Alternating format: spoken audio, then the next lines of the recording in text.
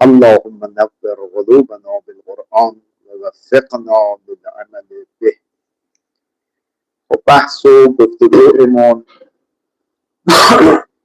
در رابطه با سوالات و اشکالات پیرامون مسئله ولایت مطلقه فقیه بود.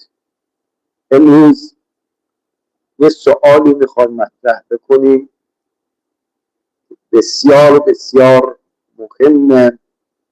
هم اصل سوال نیاز به دقت دارد و هم پاسخ به این سوال. سوال این است که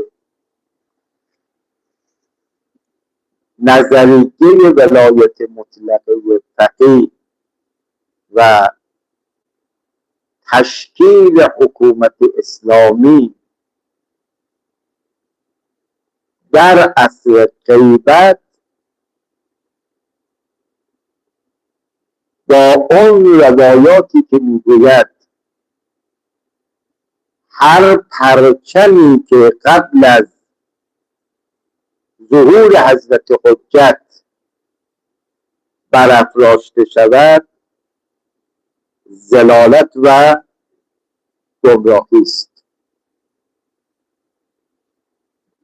این نوع روایات با هر نوع حکومتی قبل از ظهور حضرت حجت منافات دارد.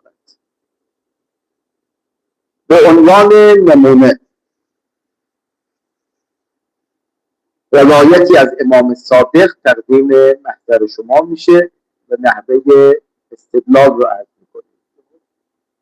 سوال رو جواب دادیم یا نه؟ شاید من نبودم که عالمان و فقیهان درجه یک اسلام در امر سیاست وارد بشن، اون فهمید که باید ثابت کنید که سیاست بین دیانت ماست. اینو جلسه گذشته توضیح ندادی؟ نه، سوالش رو فهمیدید ولی پاسخ رو فهمیدید که شده جلسه بعدی درسته؟ خیلی خوب، اگر نگفتیم برای فردا یادآوری کن پاسخ شما بدید.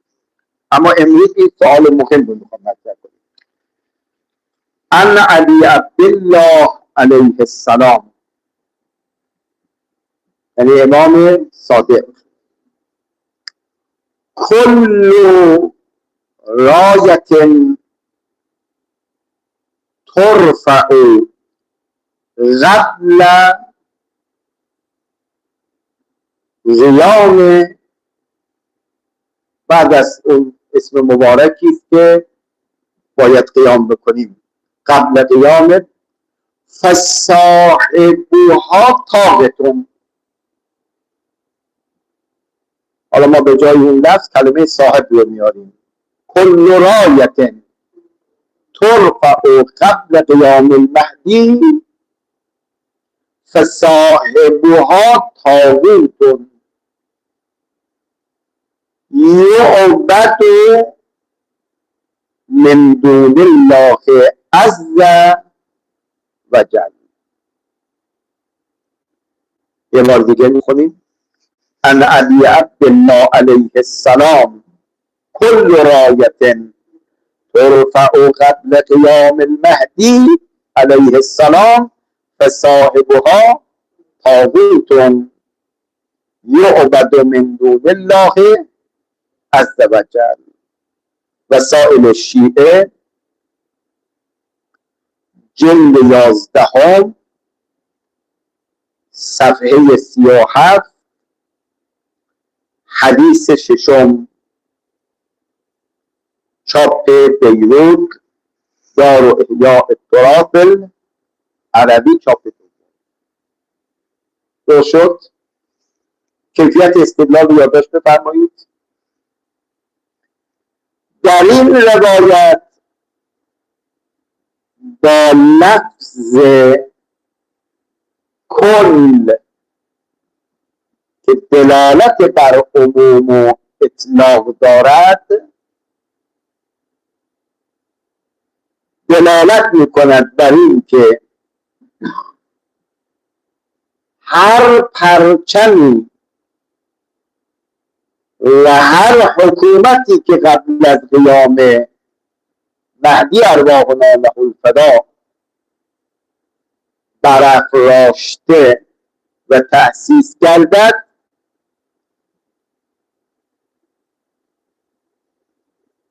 این پرچم و حکومت طاغوت است و این پرچم و حکومت پرچم ضلالت و گمراهی است. بنابراین نظریه ولایت فقیه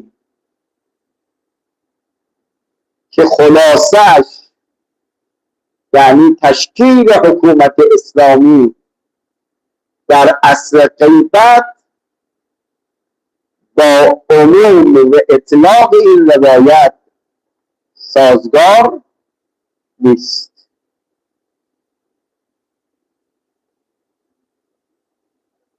روشن شد؟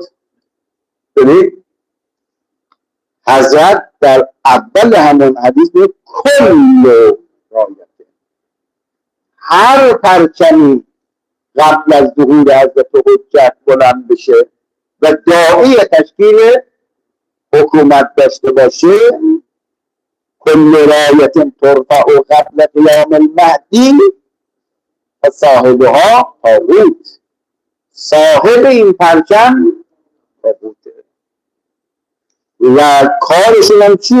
یعبد من دون الله عز وجل. بله، مردم رو میبرن به سمت پرستش غیر خدای تبارک و تعالی. کل رایت، هر پرچمی رو باشه.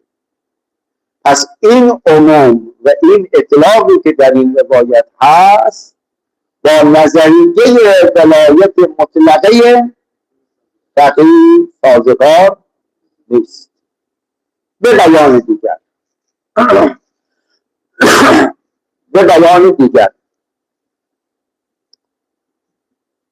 تشکیل حکومت بر مبنای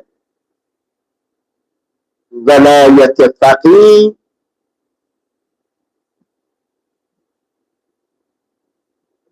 پرچم برافراشته شده قبل از قیام حضرت حجت است. این سهراب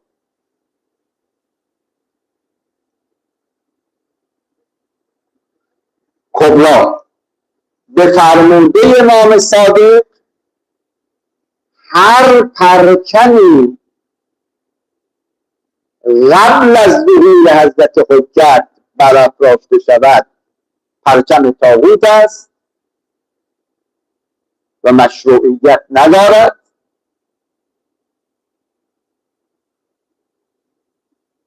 نتیجه پس حکومت اسلامی بر مبنای ولایت فقیه در عصر غیبت حضرت حجت مشروعیت ندارد.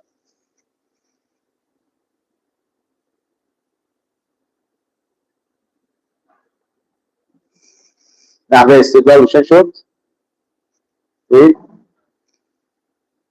هم متن حدیث رو توضیح دادیم، هم به بیان دیگر میفرماد ما بر اساس روایات استدلال منطقی داریم. هر پرچمی قبل از ظهور حضرت حجت رعایت به پرچم که طاغوت کبرای کلیه. حالا شما میگید که ما میخواهیم بر مبنای نظریه ولایت فقیه قبل از ظهور حضرت حجت حکومت اسلامی تشکیل بدیم. شد؟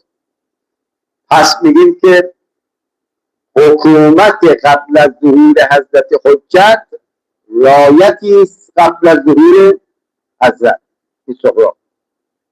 هر پرچمی و هر حکومتی قبل از ظهور حضرت حجت تشکیل بشه این طاغوته و مورد تایید اهل بیت نیست.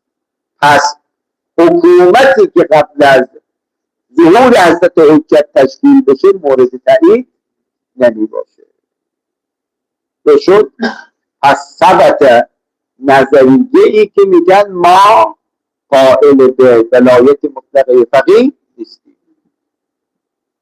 پس باطل میشه دیدگاه کسانی که قائل هستند به ولایت مطلقه فقیه.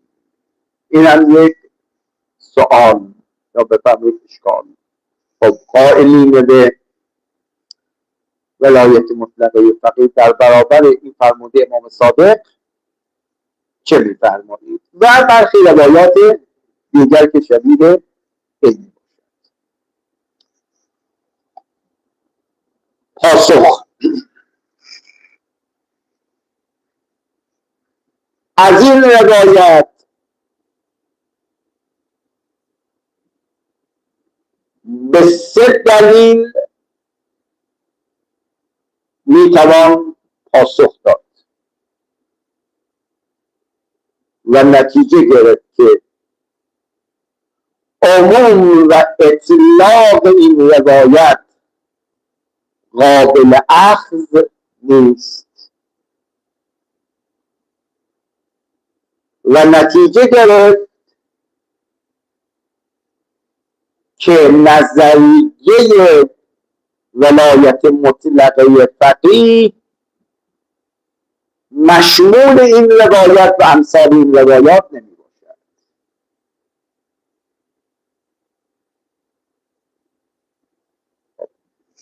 منطقی پاسخ اجمالی ما دقت کردید؟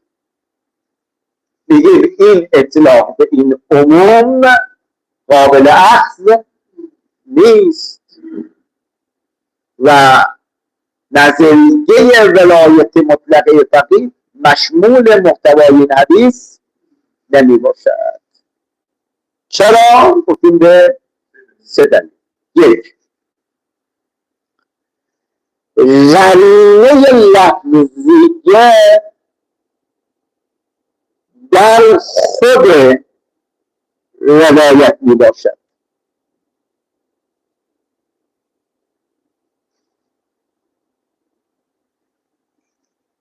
و اون عبارت است از کلمه طاغوت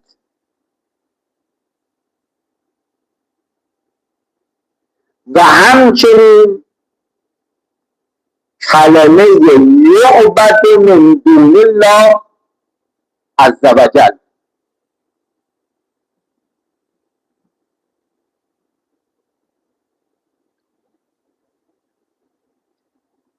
توضیح مطلب: مراد این روایت منقول از امام صادق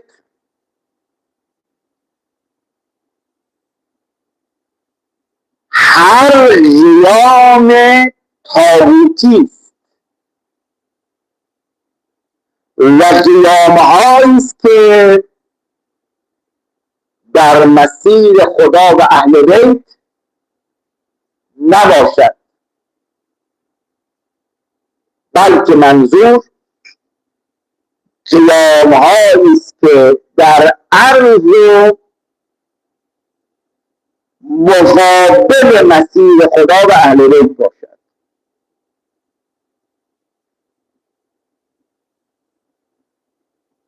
در حالی که حکومت بر مبنای ولایت فقیه بفرمایید در عرض مسیر خدا و اهل بیت نیست، بلکه در طول مسیر اهل بیت است و نتیجهش اجرای قوانین الهی و پرستش خدا می باشد.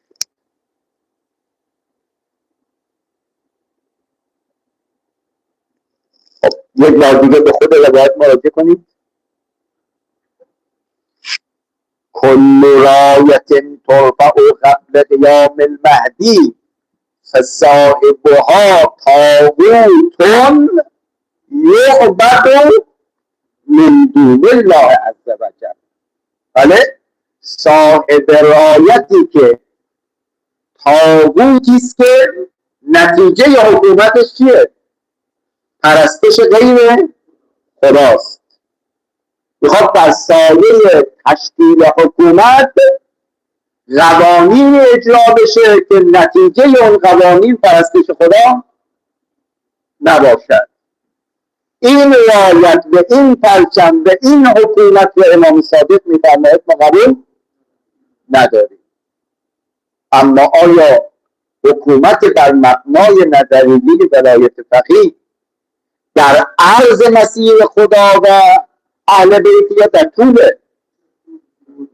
طول میگه اصل در زمان ظهور حضور حضرت باشد، خود باید حضرت باشه، نباشه ما بر اساس همون ادله‌ای که برای نظریه ولایت مطلقه تعریف داشتیم میخوایم تشکیل بدیم چه حکومتی رو؟ حکومت طاغوت یا حکومت اسلامی؟ حکومت اسلامی. حاکمان بر مبنای حکومت ولایت مطلقه فقیه نظرشون چی هدفشون؟ که عبادت خدا در این حکومت بشه و قوانین الهی اجرا بشه.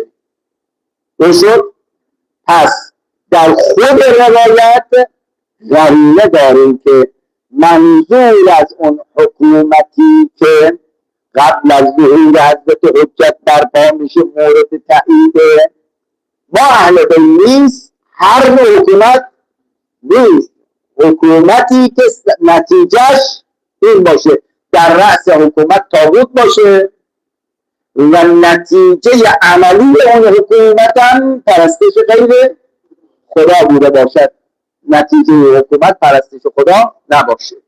با اینکه حکومت بر مبنای ولایت فقیه میده در رأس حکومت ولی فقیه مورد تایید اسلامه و تمام تلاش و کوشش اون حکومتی که قوانین الهی چی بشه اجرا بشه.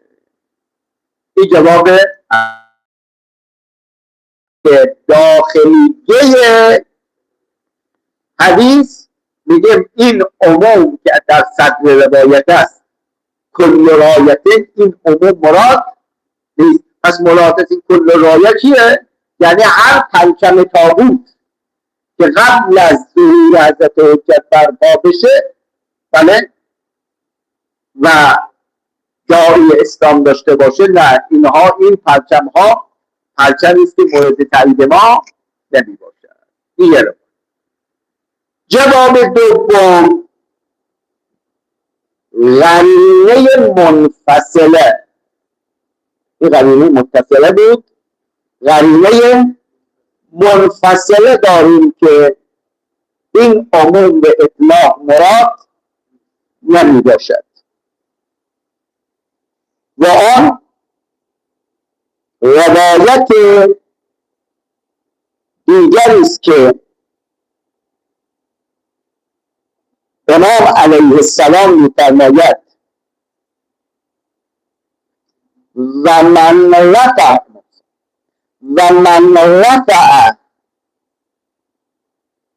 رایت ضلالت، من رفع رایت ضلالت فصاحبها طاغوت.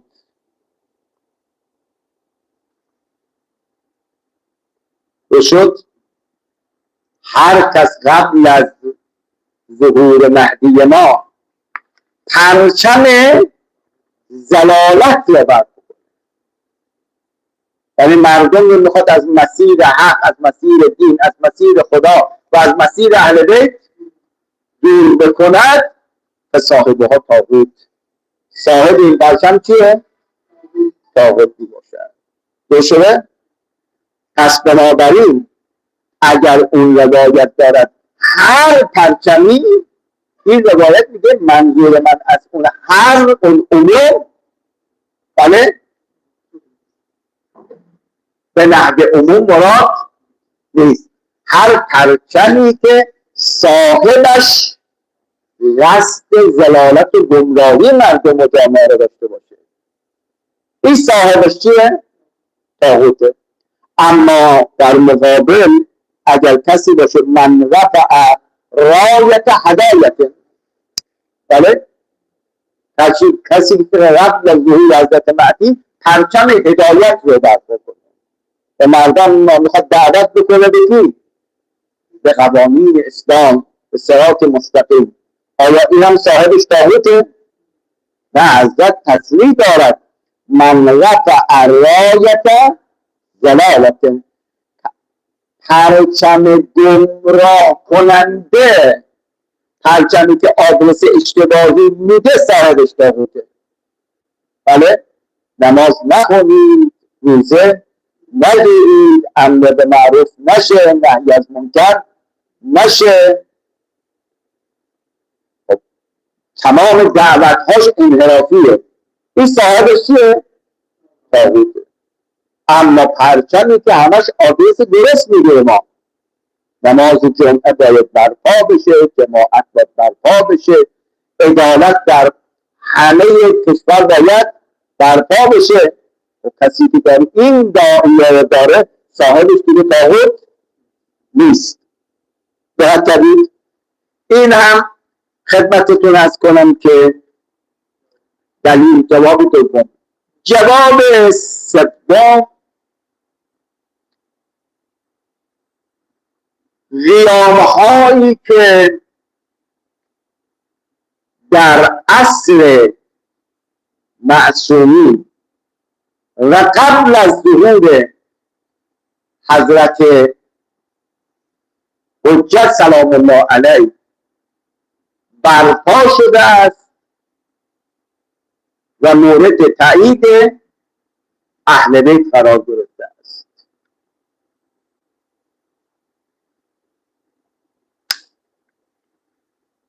این تاییدات اطلاق این گونه روایات رو بله تقیید میزند و عموم این روایات رو تخصیص میزند.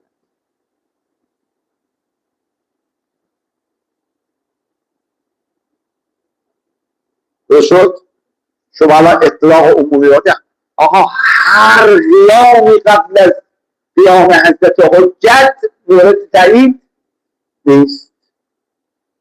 میگیم که ما بریم به سیره عملی اهل بیت هم یه نگاه بکنیم. قیامهایی که قبل از قیام حضرت حجت برپا شده، دقت کنید آیا مورد تایید واقع شده یا مورد تایید واقع نشده است. چند نمونه عرض میکنیم.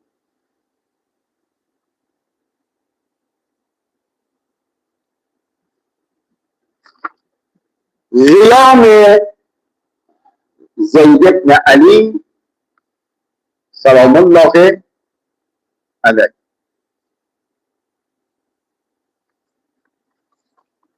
آیا این قیام قبل از قیام حضرت حجت هست یا نیست؟ بله. آیا این قیام را اهل بیت تایید کردن یا تایید نکردن؟ ارائه کنید.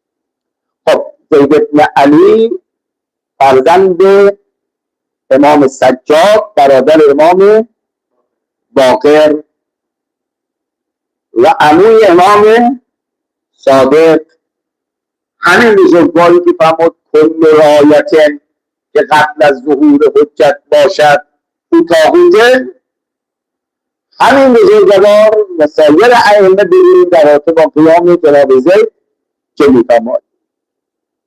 چند نمونه می‌آورد.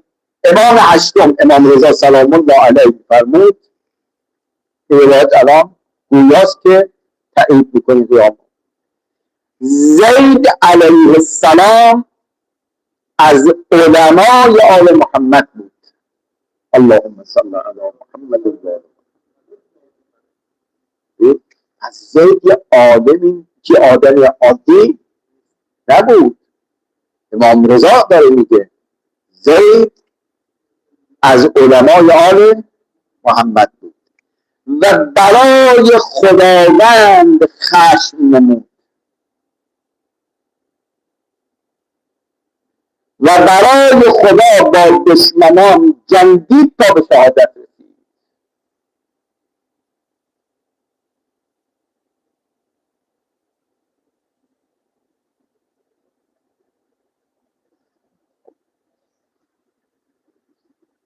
ادامه دید. طبق این روایت امام رضا قیام جناب زید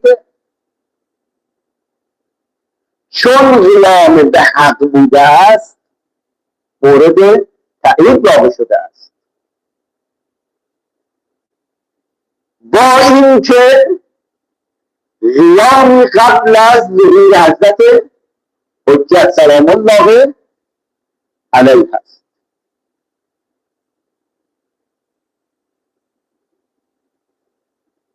رو شد. از این تایید امام رضا شما چه استفاده میکنید؟ هر نوع قیامی قبل از ظهور حضرت حجت مضمون نیست. قیامی که هدف باطل دارد اونا رو اهل بیت تایید نکردن، اما قیامی مثل قیام جناب زید که قیام به حق بوده، عالمانه بوده، دقت کردید مورد تایید واقع شده. حتی در روایت داریم که وقتی خبر شهادت جناب زید هم به گوش امام باقر رسیده، امام گریه کرده، متأثر شده. حتی بعدش فرزند جناب زید یحیی بن زیدم قیام کرد و به شهادت رسید، حضرات کار جناب یحیی رو تایید کردن.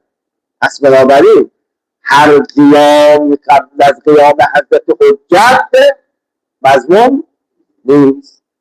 قیامی که در مقابل اهداف الهی، در مقابل اهداف اهل بیت باشد، اون فرمود اون پرچم زلالت است و صاحبش طاغوت می باشه. پس هر قیامی صاحبش طاغوت نیست. روایت دیگر بخونید. روایت امام کاظم علیه السلام.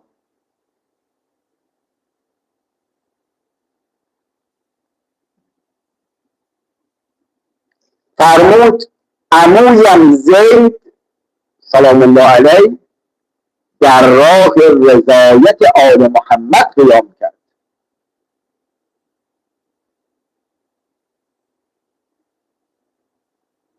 این چی میگید شما؟ صحیح هست دیگه. یعنی هر قیامی که در مسیر رضایت اهل بیت برسید مورد تأیید میباشه. دقت کردید؟ این رضا خدمت قیام طاغوت نیست. یعنی واقعا گاهی اوقات انسان تعجب میکنه.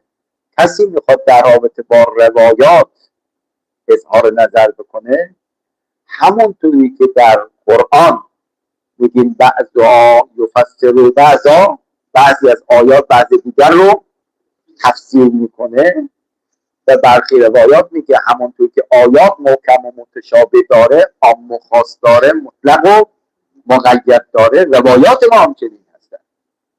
لذا انسان اگر چشمش به یک روایت افتاده، صحیح از اون روایت استنباط نکنه، به نظر به بیان نکنه. این در رابطه با قیام جناب زید. پس قیامی بود قبل از قیام حضرت حجت، به این قیام مورد تایید بوده. و اگر شما عموم اون روایت امام صادق رو بگید، پس این تاییدات رو چی میخواد بگید؟ از این تاییدات کشف میکنیم که اون عموم اطلاق مراد نیست. دو، قیام جناب مختار ابن ابی عبیده ثقفی.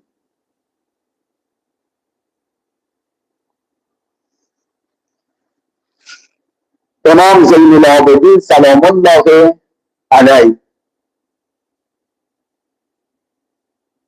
فرمود اگر برده ای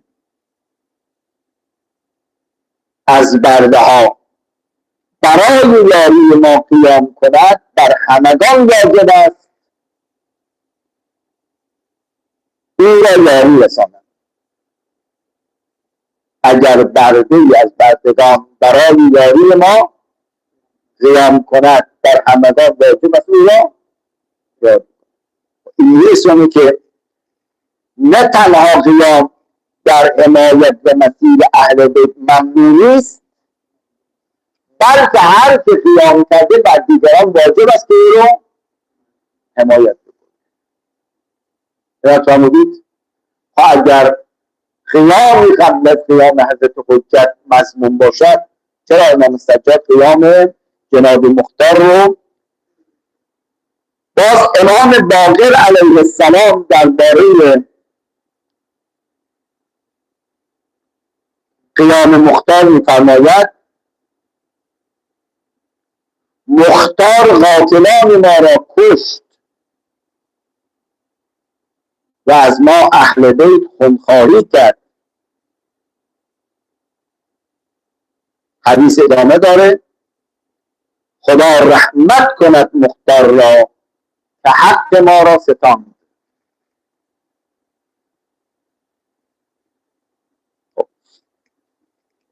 از این گونه تأییدات دقت کردید استفاده می شود که هر قیامی که به داعی حق باشه و به انگیزه حق باشه این قیام ها مذمت نشده است. سومین نمونه قیام یمانی است.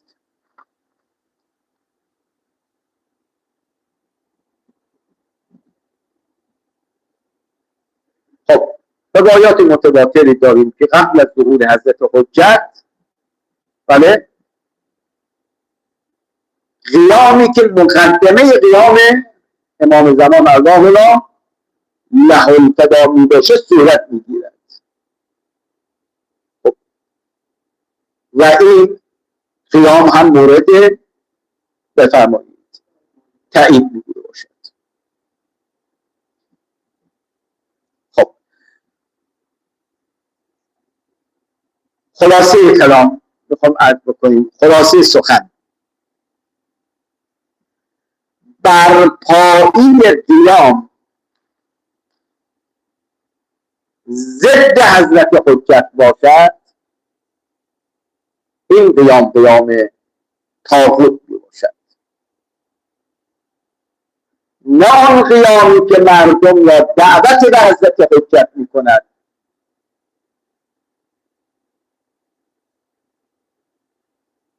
و دعوت به ولایت حضرت حجت می کند.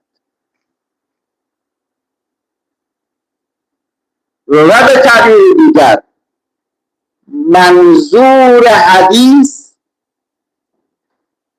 برافراشته شدن پرچمی به نام مهدویت باشد. این پرچم طاغوت است.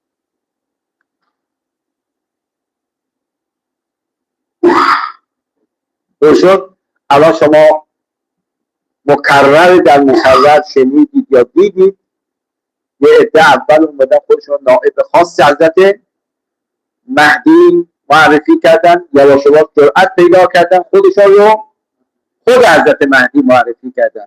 بله اصلا میگه این پرچم مهدویت است و انا المهدی. این امام صادق میفرماید که صاحبش طاغوته. این پرچم ضلالته. اما پرچمی که قبل از ظهور حضرت حجت برپا بشه و داعیش این بشه که ما زمین سازی میخوام بکنیم برای ظهور حضرت حجت اللهم له الفدا، کجای روایت داریم که این قیام مضمومه به این حکومت مضمومی میبوده باشد. در پایان یک سخنی از مرحوم امام رضوان الله تعالی علیه میخوام نقل میکنم، یادداشت بفرمایید، زیباست. ایشون داره این مطلب میخوام بگه که افرادی که چنین برداشتاری میکنن اون درایت الحدیث و فقه الحدیثشون چیه؟ ضعیفه.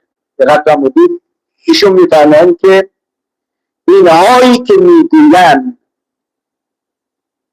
ضمیر مرجعش رو پیدا میکنه، بله اینهایی که میگویند هر علمی بلند بشود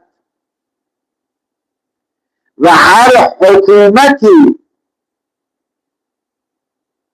برپا شود ضلالت است، این برخلاف فرج امام زمان علیه السلام است. اینها نمیفهمند چی دارن میگوین.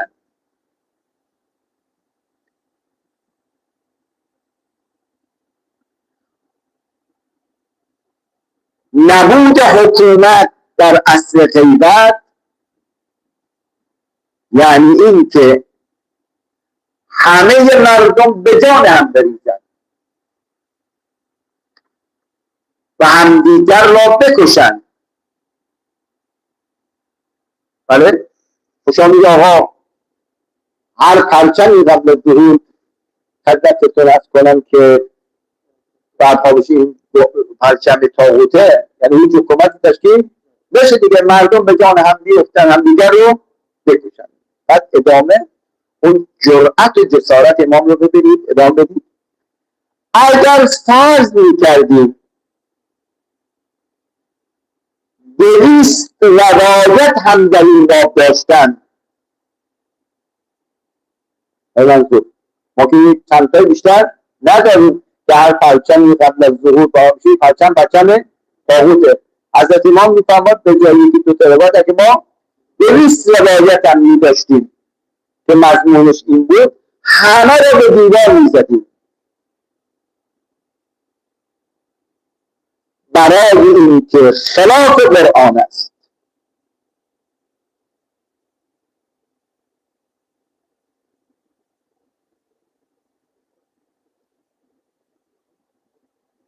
شد این ما قبلا اگه یادتون باشه علاوه بر ادله عقلی به ادله نقلی رسیدیم، از آیات هم استفاده کردیم. از منطق آیات قرآن استفاده میشه که باید حکومت بر مبنای عدل باشه. خب اگر ما یه روایتی پیدا کنیم صحیح و سندم باشه و دلالتش خلاف نظر قرآن باشه، فضل بوه علل جدار می باشه. پس بناء علی هذا این سوال یا این اشکالی که مطرح شده در این که ما روایاتی داریم که نحو عموم به اطلاق ائمه فرمودند نباید پرچمی و حکومتی قبل از ظهور حضرت حجت برپا بشه و اگر کسی چنین قیامی کرده اون پرچم ضلالت و صاحب پرچم چیه؟ طاغوت می باشد، حداقل ما 3 جواب از این خدمت روایت دادیم. اولا قرینه داخلیه در خود روایت داشتیم، 2 قرینه منفصله داشتیم اون روایت آوردیم، علاوه این شواهدی که ما از اهل بیت داریم، سیره اهل بیت داریم که اونها آمدن قیامهایی که در مسیر اهل بیت بوده اونها رو تایید کردن. همه اینا گواست که منظور اون روایت امام صادق پرچم طاغوته. بله پرچمی که نتیجهش عبادت غیر خدا بوده باشه، اما پرچمی که در مسیر اهل بیت علیهم السلام بوده باشه و نتیجه اون حکومت عبادت و پرستش خدای تبارک و تعالی باشه، این نوع حکومت ها نه تنها مورد تایید اهل بیت علیهم السلام بوده، بله بلکه ما ادله که برای ولایت فقیه گفتیم هم به ما می‌باید این روایات مخالف با دلالت قرآن است و اینها مورد تایید بفرمایید نمی باشد. این هم یک سوال و پاسخش. خب یه سوال دیگر که جلسه گذشته آقا می‌فرماد مطرح کردیم جواب ندادیم، بفرمایید چی بود سوال؟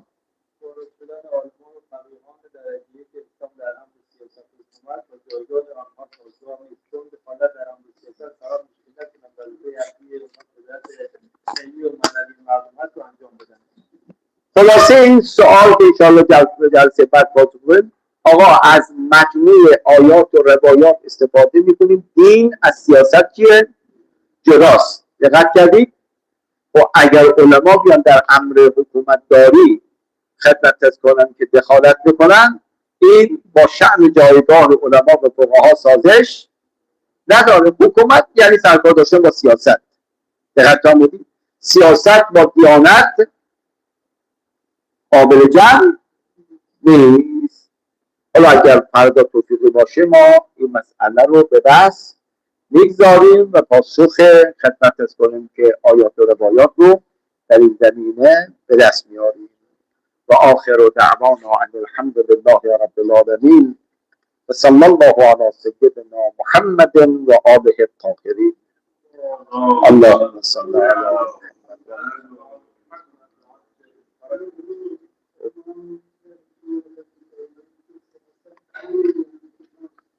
چی؟